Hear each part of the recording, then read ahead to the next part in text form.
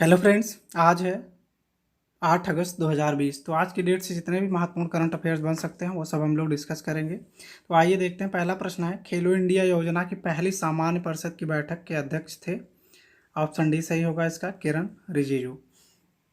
युवा मामलों और खेल मंत्री किरण रिजिजू खेलो इंडिया योजना की पहली सामान्य परिषद की बैठक के अध्यक्ष थे। इस योजना के तहत राज्य स्तरीय खेलो इंडिया गेम्स का आयोजन प्रतिवर्ष बड़ी संख्या में सभी राज्यों से खेल प्रतिभाओं की पहचान करने के उद्देश्य से किया जाएगा। जो राज्य पहले से ही वार्षिक खेल प्रतियोगिताओं का संचालन करते हैं वह खेलो इंडिया योजना के साथ जुड़ सकते हैं और केंद्र इन आयोजनों के संचालन में उनकी मदद करेगा। इस योजना के तहत 5 से 10 साल की उम्र के बच्चों की प्रतिभा को पहचान कर उन्हें भावी चैंपियन बनाने के लिए तैयार किया जाएगा। दूसरा प्रश्न है, किस तिथि को राष्ट्रीय सहकारी विकास निगम द्वारा सहकार कॉप-ट्यूब एनसीडीसी चैनल लॉन्च किया गया है? ऑप्शन ए सही होगा, 4 अगस्त 2020 को राष्ट्रीय सहकारी विकास निगम द्वारा सहकार कॉप-ट्यूब एनसीडीसी चैनल लॉन्च किया गया है। केंद्रीय कृषि एवं किसान कल्याण मंत्री नरेंद्र सिंह तोमर ने 4 अगस्त 2020 को इस पहल की शुरुआत की। इस चैनल के जरिए हिंदी एवं 18 राज्यों के क्षेत्रीय भाषाओं में कार्यक्रम प्रसारित होगा और सहकारी समितियों के गठन व पंजीकरण के मार्गदर्शक वीडियो भी जारी किए जाएंगे। यह पहल भारत को वन नेशन वन मार्केट की ओर से ले जाने में मदद करेगी और देश को दुनिया का खाद्य कारखाना बनाएगी। राष्ट्रीय सहकारी विकास निगम एक वैधानिक निगम है और इसकी स्थापना 1963 में कृषि और किसान कल्याण मंत्रालय के तहत संसद के एक अधिनियम द्वारा की गई थी। तीसरा प्रश्न है, स्वच्छ भारत क्रांति नामक पुस्तक के संपादक का नाम बताइए। ऑप्शन बी सही होगा इसका, परमेश्वरन अय्यर। स्वच्छ भारत क्रांति नामक पुस्तक के संपादक परमेश्वरन अय्यर हैं। वह पेयजल और स्वच्छता विभाग के सचिव हैं। पुस्तक का आधिकारिक शुभारंभ 4 अगस्त 2020 को हुआ और इसका हिंदी अनुवाद किया गया है। पुस्तक स्वच्छ भारत क्रांति के विभिन्न हितधारकों और योगदानकर्ताओं के 35 निबंधों के साथ स्वच्छ भारत मिशन की यात्रा के बारे में विस्तृत जानकारी प्रदान करती है। निबंधों को 4 प्राथमिक वर्गों में सार्वजनिक वित्त पोषण, राजनीतिक नेतृत्व, भागीदारी और लोगों की भागीदारी के रूप में व्यवस्थित किया गया है।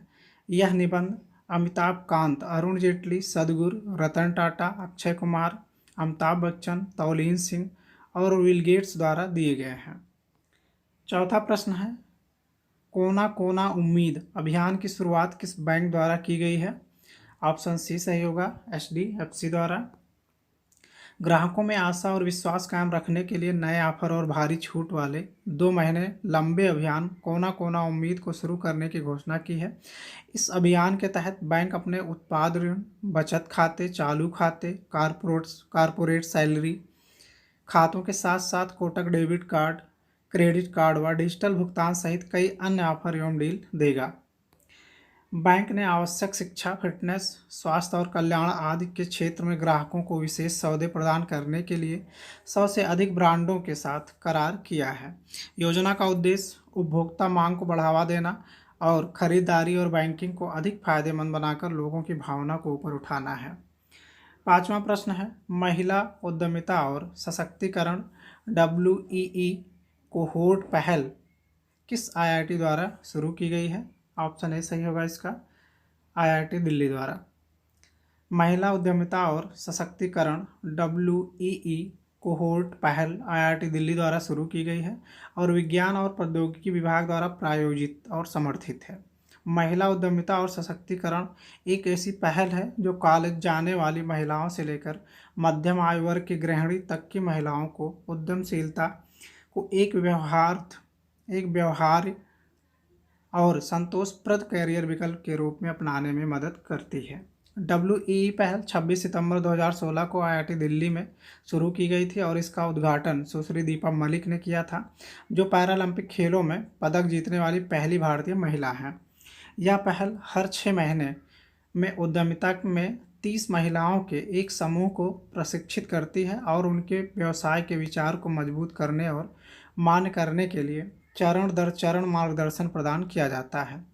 पहल के तहत संभावित खरीदार और निवेशक महिला उद्यमियों से भी जुड़े हुए हैं ताकि उद्यमियों को अपने व्यवसाय के विचार को आर्थिक रूप से स्थायी उद्यम में ले सकें।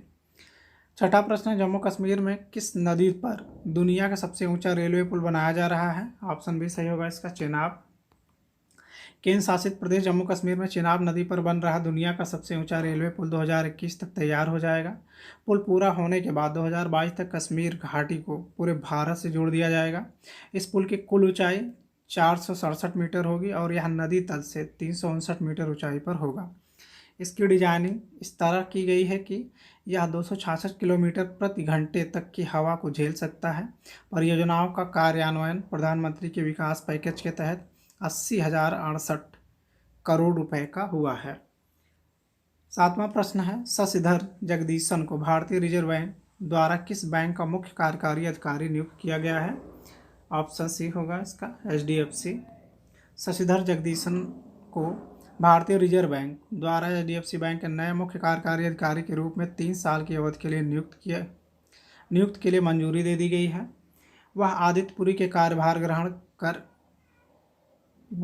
पुरी के स्थान पर कार्यभार ग्रहण करेंगे और अक्टूबर 2020 में सेवानिवृत्त होने वाले हैं। शशिधर जगदीशन 1996 में HDFC बैंक में शामिल हो गए थे और HDFC बैंक में शामिल होने से पहले ड्यूस बैंक के साथ काम कर रहे थे।